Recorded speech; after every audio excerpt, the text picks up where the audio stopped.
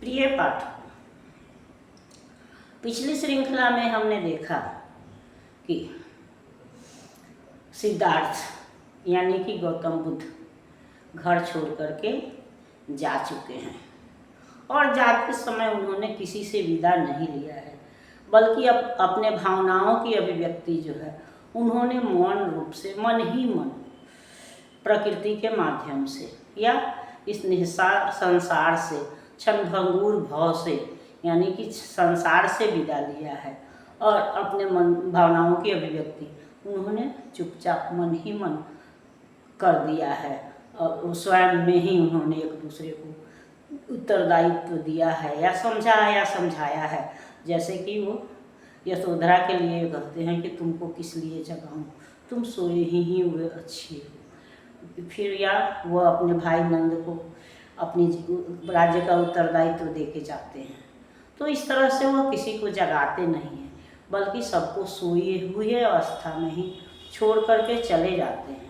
और सुबह जब सबकी नींद खुलती है तो सब बेचैन होते हैं और यह स्वाभाविक भी है। इसका अनुभव हम अपने आप पर भी कर सकते हैं कि कोई भी अगर हमारे परिवार का व्यक्ति घर छोड़ देता है या सुबह हमको कुछ देर के लिए नहीं मिलता है तो हमारी व्यग्रता क्या होती है, हमारे अनुभव क्या होते हैं, बेचैनी क्या होती है, हम समझ सकते हैं। तो यह स्थिति गौतम बुद्ध के साथ भी है और उनके लिए तो लोगों को आशंका पहले से ही थी कि वो घर छोड़ सकते हैं।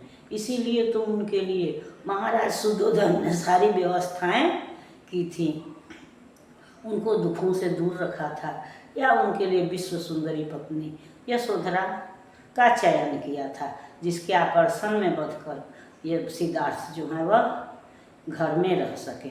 लेकिन संसार की कोई भी वस्तु उनको आकर्षित नहीं कर सकी, बल्कि उनको जब यह पता चल गया कि यह संसार जो क्षणभंगुर है, इसमें जो भी है वो अस्थायी है, कोई भी चिरंतन नहीं है, सदा रहने वाला नहीं है, तो फिर इस संसार में क्या रहना, इसका क्या लोभ करना। इसलिए वो जाते जाते यह कहते हुए चले जाते हैं कि मैं इस उत्तरदायित्वों से भागकर नहीं जा रहा हूँ, बल्कि मैं मुक्ति के मार्ग की खोज में, जन कल्याण के खोज में यहाँ घर छोड़ रहा हूँ। और इसलिए वो अपने दायित्वों को अपने भाई या अन्य लोगों पर डाल करके चले जाते हैं। और जब ये लोग जगते हैं तो सभी बेचैन होते हैं या अपने अपने तरह से अपने भावनाओं की अभिव्यक्ति करते हैं। उसी क्रम में यशोधरा भी, जिसको यह दुख तो जरूर है कि वो गए तो हमसे कहकर जाते, तो मैं उनको रोक नहीं लेती, क्योंकि हम क्षत्राणियाँ हैं, हम अपने पति को युद्ध क्षेत्र में जब भेज सकती हैं तो तपस्या के लिए क्यों नहीं भेज सकती। लेकिन फिर उसको संतोष है कि अगर हमारा प्रेम सच्चा है, हमारा त्याग सच्चा है, हमारी भावना सच्ची है, तो अवश्य वे आएंगे। और हम यह भी जानते हैं कि जब कोई व्यक्ति हमारे पास नहीं होता है तो हम उसके बारे में बातें करते हैं और अपनी भावनाओं की अभिव्यक्ति करते हैं या मन को शांति पहुंचाने के लिए उसके साथ गुजारे हुए अच्छे बुरे दिनों की याद करते हैं। उसी तरह से यशोधरा भी भगवान बुद्ध को याद करते हुए कहती है, प्रियतम तुम श्रुति पथ से आए, तुम्हें हृदय में रखकर मैंने अधर कपाट लगाए, मेरे हास विलास किंतु क्या भाग्य तुम्हें रख पाए, दृष्टि मार्ग से निकल गए ये तुम रसमय मन भाए, प्रियतम तुम श्रुति पथ से आए। यशोधरा का कहे और रहो जहाँ भी छाए, मेरे ये निस्वार्थ व्यर्थ यदि तुमको खींच न लाए, प्रियतम तुम श्रुति पथ से आए। श्रुति पथ से मतलब क्या है कि सुन करके। तो हमारे यहाँ जो विवाह की व्यवस्था है तो उस तरह से तो पहले हमको किसी की चर्चा सुनने में आती है, बातचीत चलती है, उसके बाद से हम एक दूसरे को देखते हैं, मिलते हैं और उसके बाद हमारा विवाह संस्कार जो है वह संपन्न होता है। तो कहने का मतलब यशोधरा का यही है कि तुम तो मतलब कि हमारे जीवन में तुम आए कैसे, तुम्हारा स्थान क्या है, अवतरण कैसे हुआ।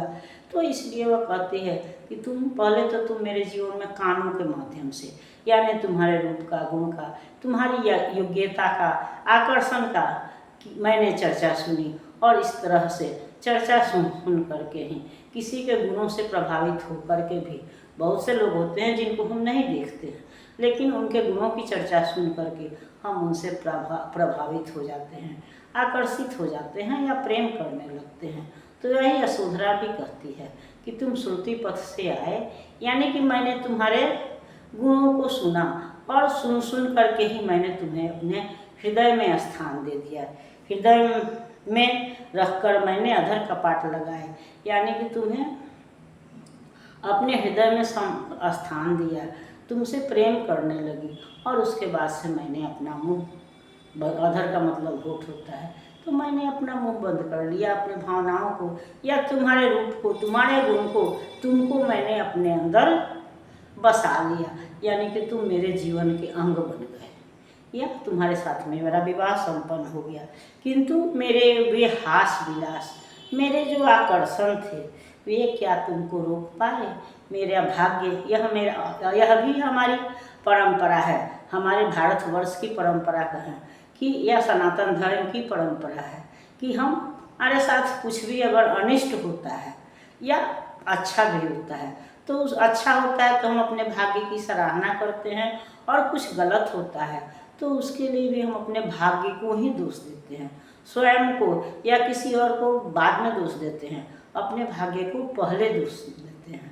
तो वह कहती है कि तुमको तो मैंने अपने हृदय के अंदर संभाल कर रखा, कान मुंह सब बंद कर लिया, जिससे कि तुम कहीं से निकल नहीं जाओ, यानी तुमसे मैंने गहरा प्रेम किया, घनिष्ठ प्रेम किया।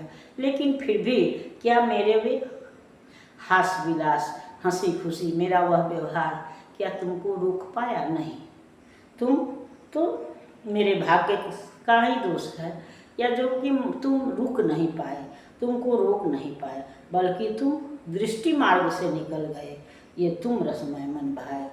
तो कान के माध्यम से हमारे हृदय में आए थे और आँखों के माध्यम से निकल गए, कि यानी मैंने आँखें बंद की और तुम मेरे सामने से हट गए।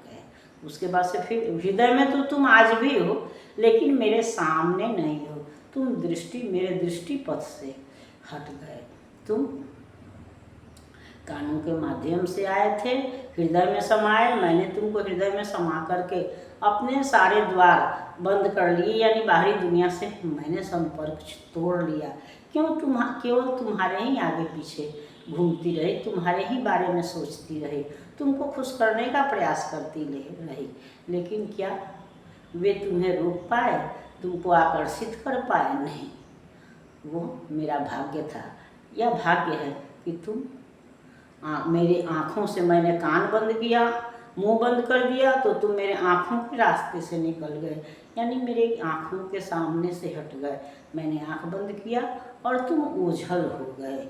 लेकिन ठीक है, अगर गए भी तो कोई बात नहीं है, तुम जहाँ भी रहो वहाँ खुश रहो। और यह भी हमारे यहाँ वही हारे के हरि नाम वाली परंपरा है, या हमारे प्रियजन कुछ भी करते हैं तो हम उन्हें अभिशाप नहीं दे सकते हैं, बल्कि उनको वरदान ही देते हैं, उनको आशीर्वाद देते हैं। तो वही यशोधरा भी कह रही है कि चलो, तुम तो चले ही गए, मुझे छोड़ दिया, मैं अकेली रह गई, लेकिन फिर भी मैं क्या करूं? कोई भी भारतीय स्त्री होगी तो पति को अभिशाप तो नहीं देगी। तो वह बोलती है कि तुम चाहे कहीं भी रहो, लेकिन तुम वहाँ छाए रहो, यानी तुम्हारा विस्तृत नाम हो, यश हो, तुमको यश की प्राप्ति हो, पुण्य की प्राप्ति हो, तुम जिस खोज में गए हो उसकी प्राप्ति हो, लेकिन मेरे ये निश्वास व्यर्थ, यदि तुमको खींच न लाए।